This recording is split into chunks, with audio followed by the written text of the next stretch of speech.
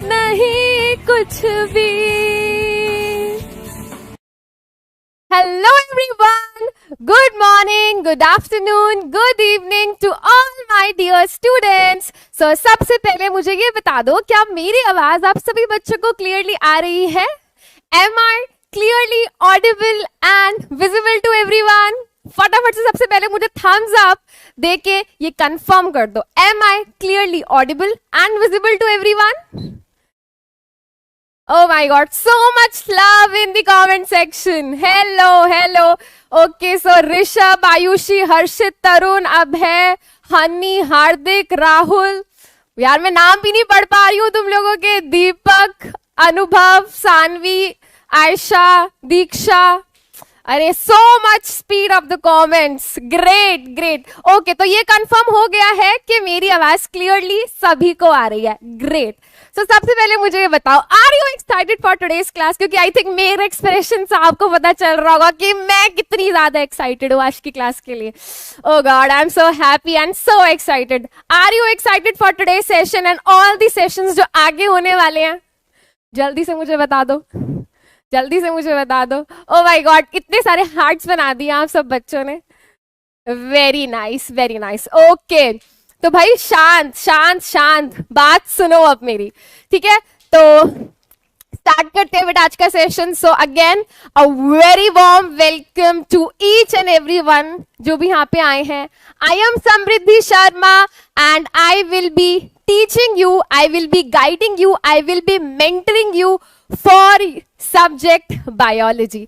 अब बहुत सारे बच्चे आज कंफ्यूज होंगे कि आज हम क्या पढ़ने वाले हैं, क्या करने वाले हैं, क्या होगा आज के सेशन में, राइट? तो सबसे पहले तो welcome to the team, welcome to the PW team, welcome to the PW family. अब बहुत सारे बच्चे यहाँ पे ऐसे हैं जो ऑलरेडी हमसे, मुझसे नीव बैच में पढ़ चुके हैं एंड बहुत सारे नए प्यारे बच्चे ऐसे हैं जिन्होंने अभी उड़ान में ज्वाइन किया है। तो बेटा अब आप पीडब्ल्यू की टीम के मेंबर बन चुके हो, आप पीडब्ल्यू की फैमिली के मेंबर बन चुके हो, तो आप बिल्कुल टेंशन की बात नहीं है, बिकॉज आप एक सही जगह पे पहुंच चुके हो, राइट? एंड अब हम, क्योंकि मैंने कहा हम टीम है, हम फैमिली हैं, तो अब हम क्या करने वाले हैं? मिलके मेहनत करने वाले हैं। एंड इस मेहनत में, इस बायोलॉजी की इस जर्नी में, सफर में बेटा मैं आपका पूरा साथ देने वाली हूँ। तो यहाँ पे आपको दिखाई दे रहा है क्लास 10th बायोलॉजी। अब बहुत सारे बच्चे यहाँ पे ऐसे होंगे जिनको डर लगता होगा इस सब्जेक्ट से, राइट? क्योंकि मैं जानती हूँ ऐसे बहुत सारे बच्चे जो बोलते हैं कि मैम हमें बायोलॉजी बहुत बोरिंग लगती है, बिकॉज बायोलॉजी में क्या है, सिर्फ थ्योरेटिकल चीजें हैं, उन्हें पढ़ते रहो, पैराग्राफ लिखते रहो, मैम हमें समझ नहीं आता। But let me tell you one thing, biology is like one of the most interesting subject. पता है क्यों? क्योंकि बायोलॉजी में हम क्या पढ़ रहे हैं? हम अपने बारे में पढ़ रहे हैं, हम उन चीजों के बारे में पढ़ रहे हैं जो हमारे अराउंड ऑल द टाइम हो रही हैं, राइट? तो यार बायोलॉजी तो इट्स लाइक कि अपने बारे में पढ़ना। एंड कौन इंटरेस्टेड नहीं है यार अपने बारे में जानने में? कौन इंटरेस्टेड नहीं है कि यार हमारा हार्ट कैसे काम करता है? ठीक है, सब चाहते हैं यार कि हमारा दिल आ गया उस लड़की पे तो पता तो चले वर्किंग क्या है हार्ट में उसकी। हार्ट का कोई काम है? ये जो तुम्हें प्यार हो जाता है, ठीक है, हर दूसरे दिन, ठीक है, इसमें हार्ट का कोई काम है? दिमाग का काम है। तो बेटा दिमाग का काम है वहां पे।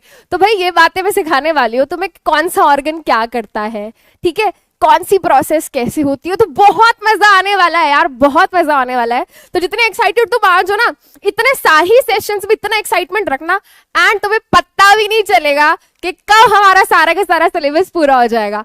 स्टार्ट करते हैं बेटा। तो मैंने कहा क्लास 10th बायोलॉजी आप मेरे साथ पढ़ने वाले हो, तो सबसे पहले आपको एक ब्रीफ आइडिया दे देते हैं, ठीक है। सबसे पहले समृद्धि मैम को जान लो यार, ठीक है। तो I am Samriddhi Sharma, you can see me. I hope मेरे बाल वाल अच्छे लग रहे हैं यार, first impression is the last impression, you know. तो थैंक यू जो भी बच्चे मेरे लिए दिल बना रहे हैं। Okay, let's talk about my credentials here. So बेटा I have done my masters in botany. जैसे बायोलॉजी है, बायोलॉजी में 2 पार्ट्स होते हैं। जो एनिमल स्टडी होती है उसको हम ज़ूलॉजी बोलते हैं, और जो प्लांट स्टडी होती है उसको हम बॉटनी बोलते हैं। तो आई have done masters in botany. उसके बाद बेटा I have qualified net exam. Net exam basically lecturer बनने के लिए जो एग्जाम होता है उसको नेट एग्जाम बोलते हैं। तो आई हैव क्वालिफाइड दैट। उसके बाद बेटा गेट एग्जाम होता है IIT का, लाइफ साइंसेज में, I have qualified that. Also I have qualified the CTET exam. में टीचिंग का एग्जाम होता है, and I have been teaching wonderful students just like you 4 साल से। अब बच्चे कहेंगे मैम आप तो लगते ही नहीं हो इतने बड़े। हूँ यार मैं इतनी बड़ी, ठीक है, वो ठीक है, ठीक है, नहीं लगते, but I have been teaching more than 4 years now, ठीक है। चलो हो गया इंट्रोडक्शन, हो गया इंट्रोडक्शन, मेरे बारे में जान लिया। चलो आप थोड़ा सब्जेक्ट के बारे में भी जान लो यार, क्या पढ़ने वाले हैं। तो अगर मैं बात करूं बेटा, हमारी साइंस 3 पार्ट्स में डिवाइडेड है। 3 पार्ट्स में डिवाइडेड है, फिजिक्स, केमिस्ट्री, बायो, ठीक है। एंड अक्सर बच्चे बायो को ना बिल्कुल आखिरी में ही पढ़ते हैं, बट अगर मैं बात करूं तो बहुत ही बेसिक लेवल की बायो है यार क्लास 10th में। मतलब इतना बेसिक तो हमें आना चाहिए, अपनी डे टू डे लाइफ में हमें अपने बारे में पता होना चाहिए, ठीक है। एंड क्या सब है बेटा हमारे इस क्लास 10th की बायोलॉजी में, तो यहाँ पे देखते हैं। सबसे पहला चैप्टर बेटा जो हम पढ़ने वाले हैं दैट इज लाइफ प्रोसेस। पूरी क्लास 10th की बायोलॉजी का सबसे बड़ा चैप्टर है लाइफ प्रोसेस, ठीक है। लाइफ प्रोसेस पढ़ने के बाद बेटा we will be doing this chapter how do organisms reproduce, ठीक है। ये चैप्टर बच्चा मतलब बच्चा रहता है यार ये चैप्टर पढ़ा दो फटाफट से, ठीक है। तो बहुत इंजॉय करते हैं बच्चे ये दोनों चैप्टर्स को पढ़ने में। बहुत इंटरेस्टिंग चैप्टर है, बहुत कुछ जानने को मिलता है अपनी बॉडी के बारे में, प्रोसेसेस के बारे में, तो इनको पढ़ेंगे। उसके बाद बेटा we will be doing this chapter heredity and evolution. इसमें हम DNA के बारे में, करेक्टर्स के बारे में, उनकी इनहेरिटेंस कैसे होती है, इन सब चीजों के बारे में पढ़ने वाले हैं। बेसिकली जेनेटिक्स पढ़ेंगे यहाँ पे। फिर हम थोड़ी भाई एनवायरनमेंट की बातें करेंगे, एनवायरनमेंट में क्या है, पोल्यूशन है, इकोसिस्टम है, बहुत सारी बातें करेंगे इसमें, ठीक है। उसके बाद बेटा कंट्रोल एंड कोऑर्डिनेशन पढ़ने वाले हैं, and after that we will be doing this chapter sustainable management of natural resources, ठीक है। अब देखो बेटा यहाँ पे मुझे एक चीज डिस्कस करनी है, ध्यान से सुनेंगे सारे के सारे बच्चे, ध्यान से सुनेंगे। देखो अभी तक कोविड की वजह से CBSE अपने पैटर्न को चेंज कर रही है। आप भी पिछले साल क्लास 9th में तो आपको भी पता है कि बोर्ड एग्जाम्स 2 टर्म्स में हुए थे, term 1 and term 2, but fortunately we all are lucky, धीरे धीरे चीजें ऑन ट्रैक आ रही हैं। तो मे भी हो सकता है कि CBSE कोई नया पैटर्न लेकर आए या कोई नई नोटिफिकेशन लेकर आए, एंड उसमें कुछ चेंजेस हो सकते हैं, वी नेवर नो।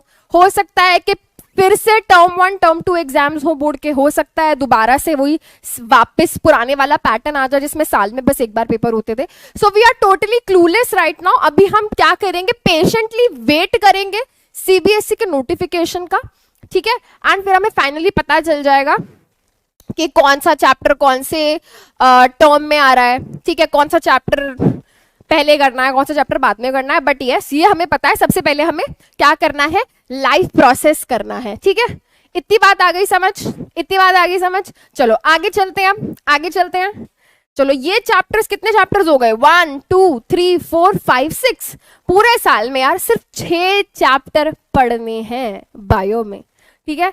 एंड ये 6 चैप्टर इतना प्यार से, इतना मजे से पढ़ने वाले हैं, कोई टेंशन लेने की बात ही नहीं है। चलो ठीक है। अब बहुत सारे बच्चे मुझे कॉन्स्टेंटली इधर उधर मैसेज करके पूछ रहे हैं कि मैम क्लास 10th में आ गए हैं, क्योंकि हमें बोर्ड एग्जाम्स देने हैं, तो प्लीज आप बुक बताओ, हम कौन सी बुक पढ़ें, है ना। तो मैं उनको हमेशा बोलती हूँ कि बेटा आप सिर्फ NCERT पे फोकस करो, बिकॉज आपके CBSE बोर्ड एग्जाम में, आपके CBSE बोर्ड एग्जाम में सिर्फ और सिर्फ एनसीईआरटी बेस्ड चीजें आपसे पूछी जाएंगी, राइट? तो हमारा मेन एंड प्राइम फोकस होना चाहिए सिर्फ और सिर्फ हमारी एनसीईआरटी बुक पे, ठीक है?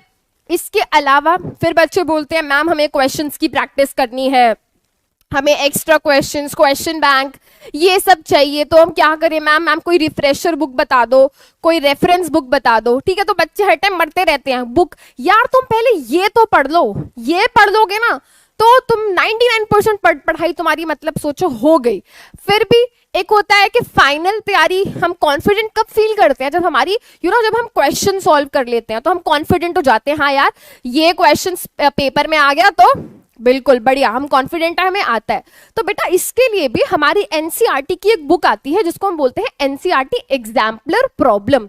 इस बुक में सिर्फ बायो के नहीं, ठीक है, physics, chemistry, maths, SST, English, बेटा हर सब्जेक्ट की एग्जाम्पलर बुक आती है। इस बुक में हर चैप्टर के क्वेश्चंस होते हैं एंड ये थोड़े अच्छे वाले क्वेश्चंस होते हैं। एनसीईआरटी के भी क्वेश्चंस अच्छे होते हैं बट इसके अंदर और थोड़े और अच्छे लेवल के क्वेश्चंस होते हैं। इसके अंदर एमसीक्यूज भी होते हैं, शॉर्ट आंसर टाइप भी क्वेश्चंस होते हैं, लॉन्ग आंसर टाइप क्वेश्चंस भी होते हैं। हर तरीके के क्वेश्चंस बेटा आपको इस बुक के अंदर मिल जाएंगे।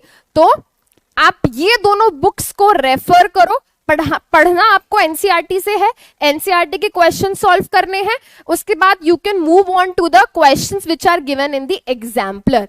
Is this okay? Is this okay? ठीक है, बहुत सारे बच्चे कमेंट सेक्शन में लिख रहे हैं मॉड्यूल। यस बेटा, पीडब्ल्यू ऐप पे आप जाओगे तो वहां पे मॉड्यूल्स अवेलेबल हैं, ठीक है, आप वो भी परचेज कर सकते हो। वहां पे भी बहुत अच्छा कंटेंट है, उसमें भी बहुत सारे क्वेश्चंस हैं। इवन एनटीएससी लेवल के वहां पे क्वेश्चंस आपको मिलेंगे, एनसीईआरटी से थोड़ी एडवांस चीजें वहां पे आपको मिलेंगी। So if you want to you can purchase the modules as well. ठीक है, इतनी बात आ गई समझ। आगे चले तो बेटा सबसे पहले एनसीईआरटी पे फोकस करो, then move on to some other books. ठीक है, वेरी नाइस। चलो ठीक है, अब बहुत सारे बच्चे परेशान हैं, पता है क्यों? क्योंकि पिछले साल कोविड था, ठीक है, पढ़ाई हमने ढंग से करी नहीं, जैसे गिरते पढ़ते हम 9th क्लास में हो गए पास। ठीक है, बहुत सारे बच्चे, आई कैन अश्योर यू, बहुत सारे बच्चे यहाँ पे ऐसे हैं जो कहेंगे कि मैम हमें क्लास 9th की बायोलॉजी नहीं आती, तो क्या हम क्लास 10th में अच्छे बोर्ड मतलब अच्छे मार्क्स ला सकते हैं? क्या हम अच्छा स्कोर कर सकते हैं क्लास 10th बोर्ड एग्जाम्स में? तो मेरा आंसर होगा 100% yes. Yes, you can score very good marks in your board exams even if आपने बायोलॉजी अच्छे से नहीं पढ़ी क्लास 9th में। ठीक है, तो बेटा देखो जो हो गया है ना उसको भूल जाओ। ठीक है, और ये बात मैं ना उन दोनों बच्चों को बोल रही हूँ जो बहुत अच्छे मार्क्स से पास हुआ है क्लास 9th में, उसको भी बोल रही हूँ, और जो बच्चा बहुत अच्छे मार्क्स से पास नहीं हुआ क्लास 9th में उसको भी बोल रही हूँ, भूल जाओ। ठीक है, भूल जाओ जो भी हुआ है पिछले साल। ठीक है, अगर आपके बहुत अच्छे मार्क्स आए थे तो आप हो सकता है कि अभी आप ओवर कॉन्फिडेंट हो गए हो कि यार ये तो हलवा है, मैं तो पास हो जाऊंगा, क्लास 10th में भी अच्छे मार्क्स आ जाएंगे। ओवर कॉन्फिडेंट नहीं होना। और अगर आपके मार्क्स बुरे आए थे, ठीक है, तो भी बेटा भूल जाओ, क्योंकि जस्ट एक बुरा इंसिडेंट या एक बुरा इवेंट की वजह से हम अपना फ्यूचर तो खराब नहीं कर सकते। ठीक है, तो दोनों चीजें भूल जाओ यार। अब आप ये सोचो ये नई शुरुआत है। ठीक है, मेरा आज पुनर्जन्म हुआ है। ठीक है, आज मेरा पुनर्जन्म हुआ है और आज एक नई शुरुआत है, एक अच्छी शुरुआत है, और एक पॉजिटिव अप्रोच से आज हमें क्या करना है, शुरुआत करनी है अपनी इस जर्नी की, बायोलॉजी की जर्नी की। ठीक है, अब पढ़ना कैसे है? ठीक है, ये क्वेश्चन बहुत बच्चों को दिमाग में होता है कि क्या करें, क्या पढ़ें, क्योंकि अक्सर क्या होता है हमें पता ही नहीं होता हम क्या कर रहे हैं, क्या नहीं कर रहे। ठीक है, तो एक अच्छे स्टूडेंट की पहचान, ठीक है, आप सभी अच्छे स्टूडेंट हो, बट आप सभी बच्चों को क्या चाहिए, एक अच्छी गाइडेंस चाहिए।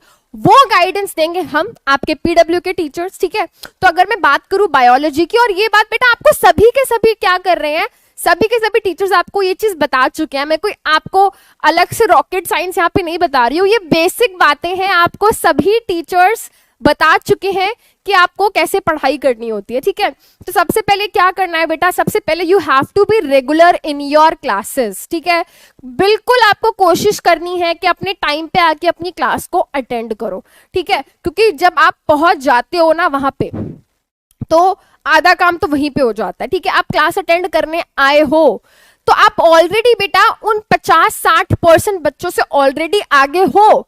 कैसे, ठीक है, आप क्लास आपने ऑन करी, आपने क्लास खोल ली, इसका मतलब ये है कि आपके दिमाग में एटलीस्ट वो थॉट है कि आपको पढ़ना है। यार वो बच्चे जो आते ही स्कूल से पढ़ के सो गए, खेलने निकल गए, उनके तो दिमाग में वो थॉट भी नहीं है। तो आप एटलीस्ट उस थॉट प्रोसेस को लेके तो आगे बढ़ रहे हो, आपके कम से कम दिमाग में ये तो है कि यार मुझे पढ़ाई करनी है।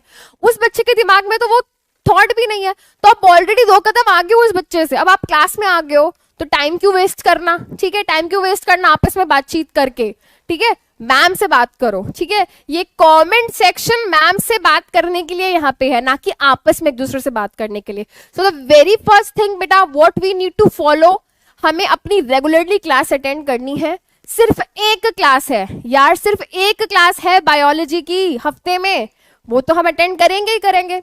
उसके बाद बेटा जो भी हम क्लास में पढ़ने वाले हैं उस दिन, जो भी छोटा मोटा टॉपिक हम पढ़ेंगे, आप सिर्फ उतने टॉपिक को, मैं ये नहीं बोल रही कि पूरा चैप्टर पढ़ डालो, सिर्फ उस टॉपिक को आप जाके एनसीईआरटी के अंदर पढ़ोगे, ठीक है।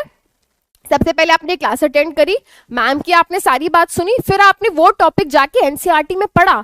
और क्यों पढ़ना है वो टॉपिक, यार ये तो देख लो मैम जो पढ़ा के गई है वो एनसीईआरटी में दिया भी है या नहीं है, या मैम ने अपनी मर्जी से पढ़ा दिया।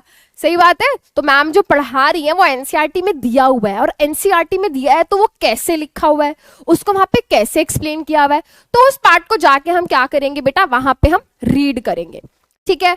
अब रीड कर लिया हमने वो एनसीईआरटी में वो टॉपिक, उसके बाद बेटा साथ साथ लेक्चर में जो पढ़ा, एनसीईआरटी में जो पढ़ा, उसको आप क्या करोगे, अपने अपने खुद के हाथ से हैंड रिटन नोट्स बनाने वाले हो आप, ठीक है। You will be making yourself handwritten notes, ठीक है, प्रॉपर कॉपी बना के। अगर आपको लगता है यार ये भी बहुत मुश्किल चीज है, तो व्हाट वी कैन डू, हमारी एनसीईआरटी अगर आप खोल के देखोगे तो साइड में ना थोड़ी थोड़ी व्हाइट कलर से स्पेस बना रहता है जहां पे कुछ नहीं लिखा होता, ठीक है। Use that space. जब मैं पढ़ा रही हूं अपनी एनसीईआरटी साथ साथ खोल के बैठ जाओ, और आपको ऐसा लगता है कि यार ये चीज थोड़ी एक्स्ट्रा है और ये एनसीईआरटी में नहीं दी है, तो वहीं पे क्या कर लो बेटा, अपनी पेंसिल से अपनी एनसीईआरटी में ही लिख लो। इतनी बात आ गई समझ, ठीक है। नोट्स भी बन गए, अब पढ़ाई कर ली, समझ लिया टॉपिक, बट पेपर में तो क्वेश्चंस आएंगे ना, पेपर में तो आंसर लिख कर आना है, ठीक है। बहुत सारे बच्चे यहाँ पे लिख रहे हैं कि मैम बायो की वेटेज क्या है, बेटा मैं उस पर भी आ रही हूँ, लेट्स डिस्कस दिस फर्स्ट, फिर उसके बाद उस चीज पे आते हैं, ठीक है। हैंड रिटन नोट्स बन गए, पेपर में क्या आएगा, पेपर में क्वेश्चन आएंगे। अगर टर्म 1 के एग्जाम की बात करूं मैं, तो वहां पे एमसीक्यू क्वेश्चंस आए थे पिछले साल, ठीक है। मैं ये नहीं बोल रही कि इस साल भी ऐसा होगा, because we totally are unaware के सीबीएसई क्या करने वाली है इस साल, ठीक है। अगर हम पिछले साल के पैटर्न को देखें तो फर्स्ट टर्म में एमसीक्यू क्वेश्चंस आए थे। अगर एमसीक्यू क्वेश्चंस आते हैं तो वेरी गुड, ठीक है।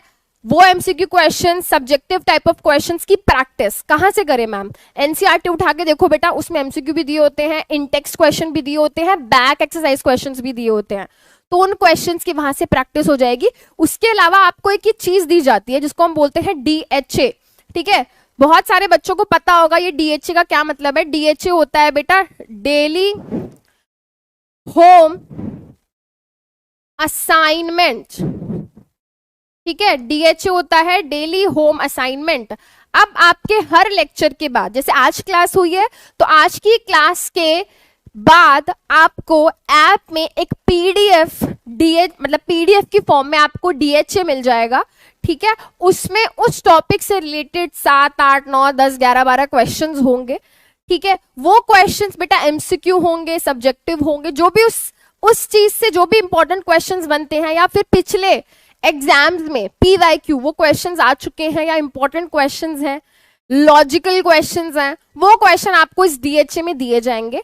तो बेटा सबसे पहले क्लास अटेंड करी, एनसीईआरटी में उस टॉपिक को पढ़ा, टॉपिक पढ़ने के बाद अपने हैंड रिटन नोट्स बनाए, फिर क्वेश्चंस की प्रैक्टिस करी।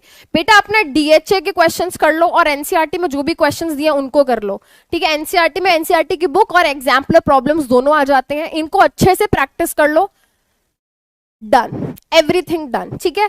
अब जब हमारी अच्छे से तैयारी हो गई है तो भाई हमें कैसे पता, मैम को कैसे पता कि तुम्हारी अच्छे से तैयारी हुई है, मैम तो टेस्ट लेंगी, ठीक है। तो बेटा आपके रेगुलरली टेस्ट्स भी होने वाले हैं, ठीक है, आपके टेस्ट भी होने वाले हैं, तो प्लीज आप कोशिश करना कि अपने टेस्ट को आप स्किप ना करो, please don't skip your test.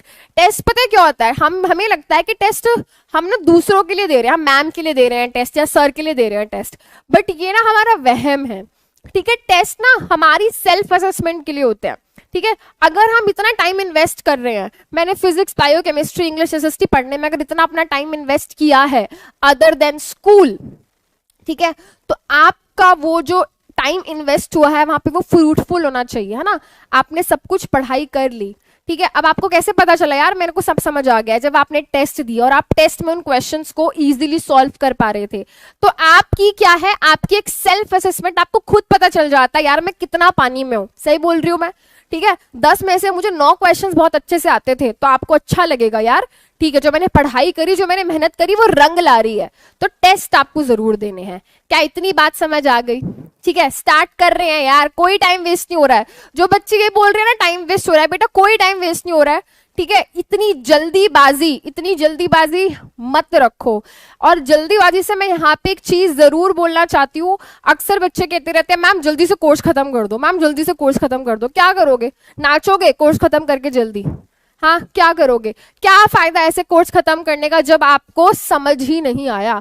जो बच्चे मुझसे पहले पढ़ चुके हैं या फिर जिन्होंने मेरे को यूट्यूब पे कहीं ना कहीं देखा है या नीव में कहीं पढ़ा है, मैं वहां पे भी ये बात को पहले भी बोलकर आई थी, बेटा कॉन्सेप्ट इज अबव एवरीथिंग, ठीक है। तुमने अगर दूसरे बच्चे से 2 महीने पहले आपको लग रहा है कि यार कोर्स पूरा हो गया है पर तुम्हें समझ नहीं आया कॉन्सेप्ट, तो कोई फायदा नहीं है। कंसेप्ट इज अबव एवरीथिंग, हो जाएगा यार, क्लास 20 मिनट ज्यादा लंबी हो जाएगी, बट क्लास खत्म होने पे हमें कॉन्फिडेंट तो फील होगा कि हाँ क्या जो भी हमने पढ़ा वो हमें अच्छे से समझ आया। तो कॉन्सेप्ट इज अबव एवरीथिंग, ये बात मेरे से आज तुमने सुन लिया और अपने आप के साथ इस चीज को गांठ बांध लो कि कंसेप्ट सबसे ऊपर है, इससे ऊपर कुछ नहीं होता। एक्स्ट्रा टाइम लग जाएगा कोई फर्क नहीं पड़ता, ठीक है। तो भाई आज तुम्हें दे दिया है ये रनवे, आज तुम इस रनवे पे खड़े हुए हो, ठीक है। आज तुम क्या हो, तुम इस रनवे पे खड़े हुए हो, ठीक है। अब तुम्हारे ऊपर डिपेंड करता है तुम इस रनवे पे चल के भाग के कितनी बड़ी उड़ान भरते हो। आज तुम्हारा वो दिन है जब तुम क्या करोगे, इस रनवे पे अपनी उड़ान भरोगे। अब बच्चे यहाँ पे कह रहे हैं कि मैम वेटेज क्या है बायो की। देखो बेटा मैं आपको 22 मतलब इस साल जो बोर्ड एग्जाम होंगे उसके हिसाब से बता देती हूँ, क्योंकि हो सकता है नेक्स्ट ईयर जब आपकी बारी होएगी एग्जाम आने की तो पैटर्न चेंज हो जाए। इस बारी बेटा जैसे 40 मार्क्स का पेपर है, ठीक है, तो उसमें 18 मार्क्स बायो के हैं, उसमें 18 मार्क्स बायो के हैं, बट हो सकता है आगे नोटिफिकेशन आएगी तो चेंज हो जाए, बट राइट नाउ बायो की वेटेज 18 मार्क्स है, ठीक है। स्टार्ट करते हैं, चलो बहुत बातें हो गई हैं। सो फाइनली आज हम स्टार्ट कर रहे हैं टॉपिक लाइफ प्रोसेसेस, ठीक है। तो यार मतलब क्या होता है, what do we mean by life process, क्योंकि चैप्टर के ना नाम में ही आधी बातें छुपी होती हैं कि उस चैप्टर में हम क्या पढ़ने वाले हैं, ठीक है। तो नाम है चैप्टर का क्या, लाइफ प्रोसेसेस। लाइफ का क्या मतलब होता है, प्रोसेसेस का क्या मतलब होता है। चलो प्रोसेसेस तो हम समझते हैं, ठीक है, कोई भी प्रक्रिया, है ना, कोई भी प्रक्रिया। प्रोसेस का मतलब ये हो गया। What do we mean by life, क्या मतलब होता है यार लाइफ का। लाइफ मतलब लिविंग, मतलब जिंदा, ठीक है। अब मैं अगर बोलूं आपको, आपके सामने मैं खड़े होके बोल रही हूँ, बड़बड़ा रही हूँ, चल रही हूँ, फिर रही हूँ, तो आप कहोगे मैम आपके अंदर लाइफ है, आप लिविंग हो, ठीक है। मैम ये जो टेबल यहाँ पे पड़ी है ये नॉन लिविंग है, क्यों ये नॉन लिविंग है, मेरे अंदर लाइफ है और इसके अंदर लाइफ नहीं है, ठीक है। बहुत सारे बच्चों ने आंसर दे दिया already, processes taking part in our life, very good very good. To maintain life Abhilasha, very good, ठीक है। एक बच्चा लिख रहा है युवराज जिंदगी, बिल्कुल लाइफ मतलब जिंदगी, ठीक है। अब ध्यान से सुनो, बिल्कुल सही बात कही, जिंदगी। अब इस जिंदगी को चलाने के लिए जो प्रोसेस जरूरी है वही होती है लाइफ प्रोसेस। बट यहाँ पे हमारी एनसीईआरटी आप जब खोलोगे ना तो सबसे पहले एक पैराग्राफ दिया हुआ है जहां पे वो ये डिस्कस कर रहा है कि लिविंग कौन है, तो उस छोटे से पॉइंट को यहाँ पे डिस्कस कर लेते हैं। ठीक है, यहाँ पे उसको डिस्कस कर लेते हैं। तो सबसे पहले बेटा आज हम क्या पढ़ने वाले हैं, इंट्रोडक्शन। ठीक है, उसके बाद हम मीनिंग समझेंगे अलग अलग लाइफ प्रोसेस का, फिर टाइप्स ऑफ न्यूट्रिशन की बात करेंगे, and then we will be doing some questions and आपको फिर दिया जाएगा होमवर्क। ठीक है, चलो मैं क्या बोल रही थी, मैं बोल रही थी what is meant by living. जैसा कि मैंने कहा मैं लिविंग हूं, और ये टेबल क्या है, नॉन लिविंग है, ये चेयर नॉन लिविंग है, बट अभी मैं इस चेयर को धक्का मारूंगी ना तो ये चेयर चलने लगेगी, इसमें टायर लगे हुए हैं। ठीक है, मैं बोल रही हूं, मेरे इसमें से आवाज निकल रही है यार, मैं फोन में गाने चला दूंगी उसमें से भी आवाज निकलने लगेगी। ठीक है, तो भाई human beings, plant, animals, bacteria, amoeba, इनको मैंने एक कैटेगरी के अंदर रखा है, और यहाँ पे मैंने फोन को, गाड़ी को, कबर्ड को, टेबल को एक कैटेगरी के अंदर रखा हुआ है। रखा हुआ है क्या, नहीं रखा हुआ है, जल्दी बताओ मुझे, रखा हुआ है। ठीक है, अब बेसिक कैरेक्टरिस्टिक क्या है, कुछ छोटी मोटी बातें करते हैं जो हम बचपन से पढ़ते हुए आए हैं कि लिविंग क्या है और नॉन लिविंग क्या है। ठीक है, तो जैसे कि मैंने कहा यार आवाज तो मैं भी निकाल रही हूँ, ठीक है, तो क्या फोन से आवाज निकलती है, गाड़ी से भी आवाज निकलती है, तो वो चलती है, तो क्या इनको लिविंग बोल दूं, या मैं बोलूं मैं चल सकती हूँ, गाड़ी भी चल सकती है, तो गाड़ी को लिविंग बोल दे क्या? या आप बोलोगे कि मैम जो लोग खाते पीते हैं वो लिविंग हो गए, तो यार हम खाते पीते हैं, ये गाड़ी भी तो पेट्रोल डीजल सीएनजी खाती पीती है, उसको खा पी के चलती है, तो क्या इसको लिविंग बोल दें? नहीं। अच्छा, अब आप बोलोगे कि मैम जो लोग सांस लेते हैं वो लिविंग होते हैं, तो यस थोड़ा बहुत सेंस बन रहा है। हाँ, हम सांस लेते हैं, टेबल, चेयर, ये सब सांस नहीं लेते। फिर आप बोलोगे कि मैम ग्रोथ जिनमें होती है ना वो लिविंग होते हैं। अब एक बच्चा है, इसकी हाइट बढ़ेगी, मैम टेबल तो आज इतनी है, 10 साल भी इतनी ही रहेगी।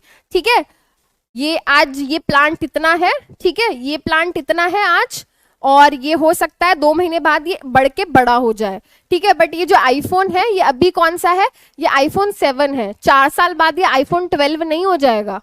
ठीक है, ये आईफोन 7 ही रहेगा। ठीक है, तो भाई बहुत सारे क्या है, करेक्टर्स हैं, फीचर्स हैं, जिनके बेसिस पे हम क्या बोलते हैं कि ये पर्टिकुलर चीज लिविंग है और ये पर्टिकुलर चीज नॉन लिविंग है। क्या है वो करेक्टरिस्टिक? मेरे बहुत सारे प्यारे प्यारे बच्चों ने ऑलरेडी आंसर लिख दिया है, मिसेस ग्रेन। कौन है मिसेस ग्रेन? ठीक है, कौन है मिसेस ग्रेन? तो ये है हमारी रिस्पेक्टेड मिसेस ग्रेन। ये हमें बताएंगी कौन होता है लिविंग और कौन होता है नॉन लिविंग। ये है मिसेस ग्रेन और ये हमें बता रही है कौन होता है लिविंग और कौन होता है नॉन लिविंग। चलो सबसे पहले यहां पे देख लेते हैं। M for movement, R for respiration, S for sensitivity,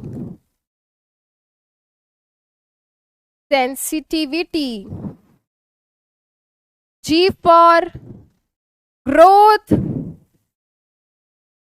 R for reproduction, E for excretion, and N for nutrition.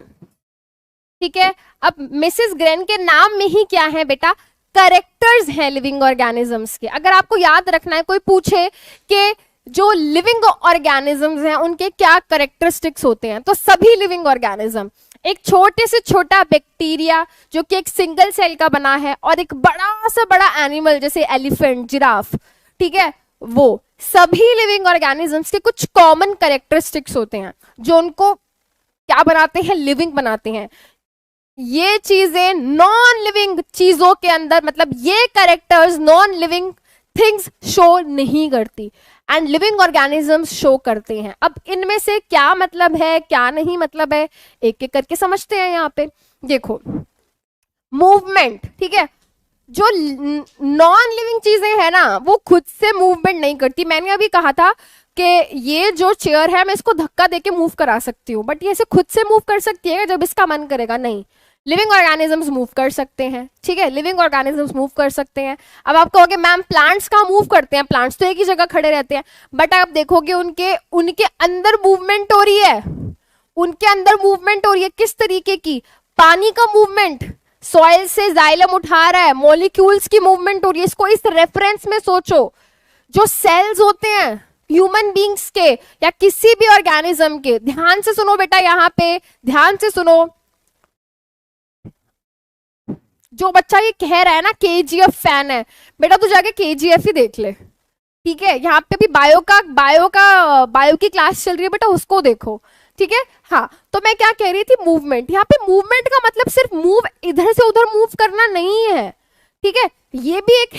ये भी एक पॉइंट है कि भाई लिविंग चीजें मूव कर सकती हैं, नॉन लिविंग चीजें मूव नहीं कर सकती। बट इसको इस रेफरेंस में सोचो, जो भी लिविंग ऑर्गेनिजम्स होते हैं उनके टिश्यूज के अंदर, उनके सेल्स के अंदर क्या हो रही है बेटा, मूवमेंट हो रही है चीजों की। अब आप इस रेफरेंस में सोचो कि मैं सो रही हूँ, इस टाइम मैं लेटी हुई हूँ बेड पे, मैं कोई मूवमेंट नहीं कर रही, बट इस टाइम क्या और उस टाइम पे भी क्या हो रहा होगा बेटा, मेरे ब्लड, हमारी ब्लड वेसल्स के अंदर मूव कर रहा है कि नहीं कर रहा है। प्लांट है एक जगह पे फिक्स्ड है, बट उसके जाइलम फ्लोएम के अंदर भी क्या हो रहा है, मॉलिक्यूल्स की मूवमेंट हो रही है, राइट। और अगर मैं नॉन लिविंग चीजों की बात करूं तो उनके एटम्स के अंदर यार ये सब थोड़ी हो रहा है, उनके अंदर सेल्स नहीं है, उनके अंदर ये सब कोई मॉलिक्यूल्स नहीं है, ठीक है, उनके अंदर ये सब नहीं हो रहा। इतनी बात क्लियर आई। तो मूवमेंट है। उसके अलावा रेस्पिरेशन वो प्रोसेस होती है, रेस्पिरेशन इज दैट प्रोसेस जिससे कोई भी लिविंग ऑर्गेनिज्म क्या करता है बेटा, एनर्जी बनाता है, ठीक है। आप सबसे पहले ये देखो, ये है न्यूट्रिशन, ठीक है। न्यूट्रिशन, कोई भी लिविंग ऑर्गेनिज्म है, ठीक है, उसको खाना जरूर चाहिए बेटा, हमें खाना चाहिए, प्लांट्स को भी खाना चाहिए, फंजाई को भी खाना चाहिए, बैक्टीरिया को भी खाना चाहिए, सबको खाना चाहिए यार इस वर्ल्ड में। क्यों? क्योंकि इस न्यूट्रिशन से क्या मिलता है, हमें एनर्जी मिलती है, ठीक है। जब हम खाना खाते हैं, ये खाना हम अपनी बॉडी के अंदर लेके जाते हैं, हमारी बॉडी उस खाने को यूज करके एनर्जी बनाती है, उसी प्रोसेस को, इस एनर्जी बनाने की प्रोसेस को ही हम क्या बोलते हैं, रेस्पिरेशन। आई बात समझ। अब आ जाते हैं बेटा सेंसिटिविटी पे, कि सेंसिटिविटी क्या है, ठीक है। सेंसिटिविटी ये है कि अभी मैं जाके, ठीक है, उस टेबल को जाके दो जोर से थप्पड़ लगाऊंगी, ठीक है, वो मुझे कुछ नहीं कहने वाली, वो मुझे कुछ नहीं करने वाली, ठीक है, कुछ नहीं होगा, उसको फर्क भी नहीं पड़ रहा, उसको फील भी नहीं हो रहा। बट अगर कोई आके मुझे भी जोर से दो थप्पड़ लगाएगा, सबसे पहले तो मेरा ये गाल लाल हो जाएगा टमाटर की तरह, ठीक है, हो जाएगा कि नहीं हो जाएगा, और मुझे पेन फील होगा, ठीक है। पेन फील होने के साथ साथ मुझे गुस्सा आएगा, ठीक है, और हो सकता है कि उसके रिस्पॉन्स में अपनी चप्पल निकाल के उसके पीछे भागने लग जाऊं, क्या तेरे को बताती हूं मैं, ठीक है। तो बेटा हम क्या है, हमारे आसपास जो भी होता है वो हम फील करते हैं, हम सेंस करते हैं, ठीक है। किसी ने थप्पड़ मारा आके, वो मुझे फील हुआ, मैंने अगर किसी गर्म चीज को हाथ लगा दिया तो वो मुझे फील हुआ, ठीक है। बाहर जोर से कोई सनलाइट है मेरी आंखों में चुभ रही है, मुझे फील हुआ, ठीक है। कोई बहुत अच्छा सा परफ्यूम लगा के मेरे सामने से गया, मैंने उसको क्या किया, मैंने उसको स्मेल किया, मुझे फील हुआ। तो मेरे एनवायरनमेंट में जो भी हो रहा है मैं उसको सेंस कर सकती हूँ, ठीक है। मैं सेंसिटिविटी है मेरे अंदर, मैं चीजों को, जो भी बाहर से स्टिमुलस मिल रहा है मैं उसको सेंस कर सकती हूँ, ठीक है। तो ये जो एबिलिटी होती है, ये होती है लिविंग ऑर्गेनिजम्स के पास। एक बच्चा यहाँ पे लिख रहा है कि मैम रोबोट भी सेंस कर सकता है। देखो बेटा, रोबोट के अंदर सांस लेने की क्षमता नहीं है, वो रेस्पिरेशन नहीं कर रहा, ठीक है, वो रेस्पिरेशन नहीं कर रहा, वो एक्सक्रीशन नहीं कर रहा। तो रोबोट को हम लिविंग ऑर्गेनिज्म नहीं बोल सकते, रोबोट रिप्रोड्यूस नहीं करता है, ठीक है। कार मूव कर रही है, बट बेटा कार के अंदर ग्रोथ, रेस्पिरेशन तो नहीं हो रही। मैंने क्या कहा, ये सारे कैरेक्टरिस्टिक दिखाते हैं लिविंग ऑर्गेनिजम्स, ठीक है। बहुत अच्छा एक पॉइंट लिखा है यहाँ पे कि फीलिंग, यस फीलिंग्स, ठीक है, बात ही सारी फीलिंग की है यार। वो गाना नहीं आया कि दाल को के रखा फीलिंगा में सारियां, तो भाई ये जो फीलिंग है ना लिविंग ऑर्गेनिज्म, ह्यूमंस के अंदर तो यार सबसे ज्यादा होती है। आपको पता है प्लांट्स के अंदर भी फीलिंग होती है थोड़ी थोड़ी, यस। इसके बारे में भी आगे बात करूंगी। एक साइंटिस्ट थे, उन्होंने ये चीज प्रूव करी थी, ठीक है। बैक टू टॉपिक से नहीं भटकना है, वापस आ जाओ। चलो, तो मैं क्या बोल रही थी के लिविंग ऑर्गेनिजम्स के अंदर मूवमेंट शो होती है, वो रेस्पिरेशन शो करते हैं, यानी कि वो खाने को यूज करके एनर्जी बनाते हैं, वो सेंसिटिविटी दिखाते हैं, वो सेंस करते हैं अपने एनवायरनमेंट को। इसके अलावा बेटा उनके अंदर ग्रोथ होती है, ठीक है, उनके अंदर ग्रोथ होती है। ग्रोथ का होना सिर्फ हाइट बढ़ना नहीं होता, बॉडी की शेप चेंज होना, बॉडी का वेट चेंज होना, मास में चेंज आना, ठीक है, ये सब क्या है, ये सब क्या है बेटा, ये सब ग्रोथ के क्या है, एस्पेक्ट्स हैं। तो लिविंग ऑर्गेनिजम्स क्या करते हैं बेटा, ग्रोथ दिखाते हैं। आप देखो ह्यूमन बीइंग का बच्चा छोटा सा होता है, बड़ा हो गया, प्लांट छोटा सा प्लांटलेट होता है, बेबी प्लांट होता है, बड़ा हो जाता है।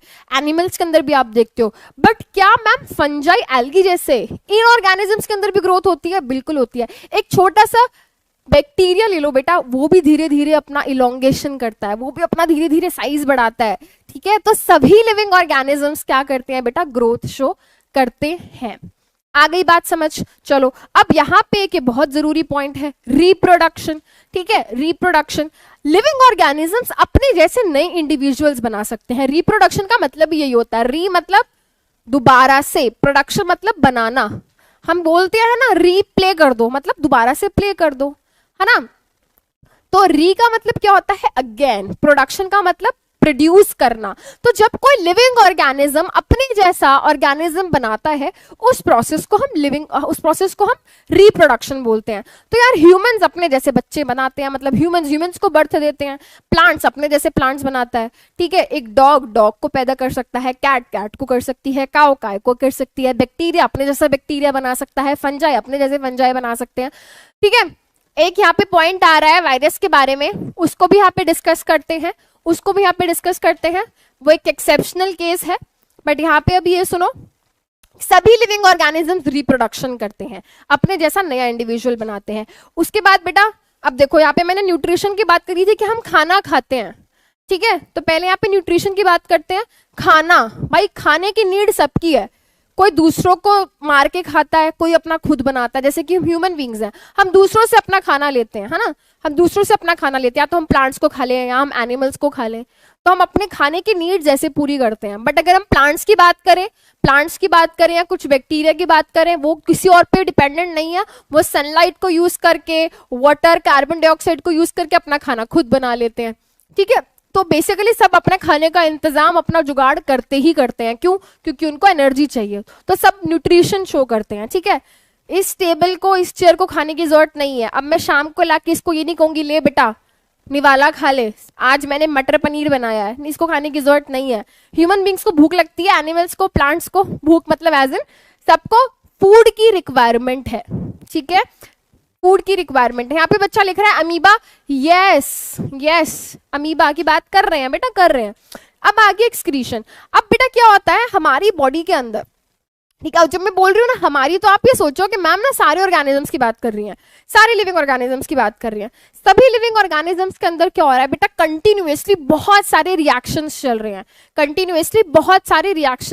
हैं, ठीक है। अब रिएक्शंस होते हैं बेटा, तो आपको पता है केमिकल रिएक्शंस में क्या होता है, कुछ वेस्ट प्रोडक्ट निकलते हैं, बिल्कुल निकलते हैं। अब वो वेस्ट प्रोडक्ट कहाँ जाएंगे, रिएक्शन हुआ सेल के अंदर, तो सेल के अंदर ही पड़े हैं वो वेस्ट प्रोडक्ट। अब वो वेस्ट प्रोडक्ट वहां क्या हो रहे हैं, इकट्ठे होते जा रहे हैं। अब उन वेस्ट प्रोडक्ट्स को निकालना पड़ेगा बॉडी से बाहर। इसी प्रोसेस को हम क्या बोलते हैं, एक्सक्रीशन, रिमूवल ऑफ वेस्ट। जब कोई भी ऑर्गेनिज्म अपनी बॉडी से वेस्ट बाहर निकालता है, ठीक है, उसको हम एक्सक्रीशन बोलते हैं। अब हर प्रोसेस को यहाँ पे हम क्या करने वाले हैं, डिस्कस, यहाँ पे हमने हर कैरेक्टर की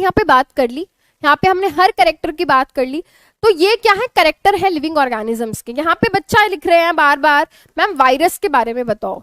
अगर मैं वायरस की बात करूं, वायरस जो है बेटा वो पार्शियली लिविंग ऑर्गेनिजम्स होते हैं, they are partially living organisms, ठीक है। अब ये पार्शियली लिविंग ऑर्गेनिजम्स का क्या मतलब है, वायरस जो होते हैं ना बहुत ही, मतलब मैं क्या कहूं, वो कहीं के नहीं है। वो बोलते हैं ना, बोलते हैं ना धोबी का डॉग, ना घर का ना घाट का। तो बेचारे वायरस का ना वही हाल है। ना बेचारा ये लिविंग है ना ये नॉन लिविंग है। जब ये बाहर ऐसे पड़ा है हवा में, सॉइल में, तो ये नॉन लिविंग है। जैसे ही ये बेटा किसी लिविंग ऑर्गेनिज्म के अंदर घुस जाएगा, तुम्हारी बॉडी के अंदर घुस गया, किसी प्लांट के सेल के अंदर घुस गया, तो किसी एनिमल के सेल के अंदर घुस गया, वहां पे जाके ये लिविंग ऑर्गेनिज्म की तरह क्या करने लगता है, एक्ट करने लगता है। ठीक है, अदरवाइज सोचो कि अभी हवा में वायरस है तो बेटा उसके अंदर कोई भी प्रोसेस नहीं हो रही होगी, वो नॉन लिविंग है, उसके अंदर कुछ नहीं हो रहा। बट जैसे ही वो किसी लिविंग सेल के अंदर घुसेगा, बिल्कुल सही, बहुत सारे बच्चों ने यहाँ पे लिखा कि किसी होस्ट सेल के अंदर घुसता है, बिल्कुल, तो वो लिविंग ऑर्गेनिज्म की तरह एक्ट करने लगता है। फिर उसके अंदर कुछ रिएक्शंस वगैरह होते हैं, अदरवाइज कुछ नहीं होता। इसीलिए वायरसेस क्या है, पार्शियली लिविंग है। पार्शियली का मतलब समझते हो, थोड़े बहुत लिविंग, नॉट कंप्लीटली लिविंग। ठीक है, यहाँ पे बहुत सारे बच्चे लिख रहे हैं कि मैम रेस्पिरेशन ब्रीदिंग में क्या फर्क है, फोटोसिंथेसिस क्या है। भाई सब्र करो, सब्र करो, पहली क्लास है, एक एक करके यही डिस्कस करने वाले हैं इस पूरे चैप्टर में। ठीक है, चलो अब आ जाते हैं हमारी मेन बात पे। लिविंग की बात हो गई, कौन लिविंग है नॉन लिविंग है। तो मैंने स्टार्टिंग में एक बात कही थी, लिविंग ऑर्गेनिजम्स, किसी ने कहा था जिंदगी, है ना। तो भाई जिंदगी को चलाने के लिए जो प्रोसेसेस जरूरी हैं, हम यूं ही क्या करते रहे भाई, हमारी आज मैं ठीक ठाक दिख रही हूँ, कल भी मैं ठीक ठाक रहूं, तो मेरी बॉडी में कुछ प्रोसेसेस हैं जो मेरे को ऐसा ठीक ठाक रख रही हैं, जिनकी वजह से मैं सरवाइव कर पा रही हूँ। ठीक है, जिनकी वजह से मैं क्या कर पा रही हूँ, सरवाइव कर पा रही हूँ। जिन प्रोसेसेस की वजह से मैं सरवाइव कर पा रही हूँ, उन प्रोसेसेस को हम क्या बोलते हैं, लाइफ प्रोसेसेस। तो लाइफ प्रोसेसेस क्या है, life processes are basic and essential, बहुत ही बेसिक एक्टिविटीज जो हो रही है, और एसेंशियल, एसेंशियल मतलब जरूरी, एसेंशियल मतलब जरूरी। हम बोलते हैं ना कि मैम, हमने बचपन से सुना है कि हमें जिंदा रहने के लिए क्या ऑक्सीजन की जरूरत होती है, सुना है, सबने सुना है, अगर हमें ऑक्सीजन नहीं मिलेगी तो मर जाएंगे। कभी सोचा है ऐसा क्या कर रही है ऑक्सीजन हमारे लिए, क्यों चाहिए हमें ऑक्सीजन? बचपन से सुनते आ रहे हैं ऑक्सीजन बहुत जरूरी है, ऑक्सीजन मिलती रहनी चाहिए। बट कभी सोचो तो कि ऑक्सीजन क्या कर रही है हमारी बॉडी में जाके, क्या काम है ऑक्सीजन का? बेटा जब ऑक्सीजन हमारी बॉडी में जाती है तो ये ऑक्सीजन की मदद से हमारी बॉडी रेस्पिरेशन करती है, यानी कि हमारी बॉडी इस ऑक्सीजन की मदद से क्या करती है, एनर्जी बनाती है, और फिर उस एनर्जी की वजह से हम सब कुछ कर पाते हैं। सब कुछ कर पाते हैं मतलब यस, मैं आपके सामने इस टाइम खड़े होकर बोल रही हूँ, मैं अपनी एनर्जी खर्च कर रही हूँ। मैं अभी यहाँ पे खड़ी हूँ, मैं यहाँ पे आ गई, मैंने इस मूवमेंट करने के लिए भी मेरी बॉडी ने कुछ ना कुछ एनर्जी खर्च करी। मैं यहाँ पे खड़े होकर डांस करने लग जाऊं, मेरी बॉडी उसके लिए एनर्जी चाहिए, तो वो सारी एनर्जी हमारी बॉडी बना रही है, किस प्रोसेस से, रेस्पिरेशन से। ठीक है, रेस्पिरेशन करने के लिए हमें ऑक्सीजन चाहिए भाई, इसीलिए ऑक्सीजन जरूरी होता है हमें। ठीक है, अब तुम इसको धीरे धीरे अलग डायरेक्शन में लेके जाते हैं। ठीक है, एक एक करके सारी प्रोसेस में कर रही हूँ डिस्कस। तो ऐसी प्रोसेसेस जो हमारी लाइफ को चलाने के लिए, ठीक है ना, which are performed by living organisms to sustain and maintain life. तो भाई लाइफ चलती रहे और मेंटेन रहे, ऐसी प्रोसेसेस को हम लाइफ प्रोसेसेस कहते हैं। अब कौन सी प्रोसेसेस होती हैं मैम लाइफ प्रोसेसेस? बहुत सारी प्रोसेसेस हैं मैम, बहुत सारी प्रोसेसेस होती हैं हमारी बॉडी में। तो कौन सी प्रोसेस को मैम हम लाइफ प्रोसेस कहेंगे? तो सबसे पहली लाइफ प्रोसेस है बेटा न्यूट्रिशन। सबसे पहली लाइफ प्रोसेस है न्यूट्रिशन।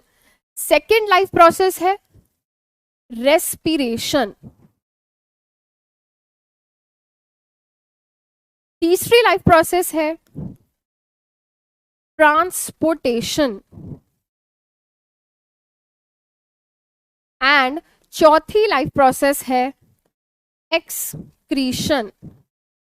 चौथी लाइफ प्रोसेस है एक्सक्रीशन। अब पता है तुमने इन टर्म्स को कभी ना कभी अपनी लाइफ में 9th क्लास में, 8th क्लास में, 7th क्लास में, 6th क्लास में कभी ना कभी जरूर सुना होगा। एक बच्चा यहाँ पे लिख रहा है energy is equal to ATP.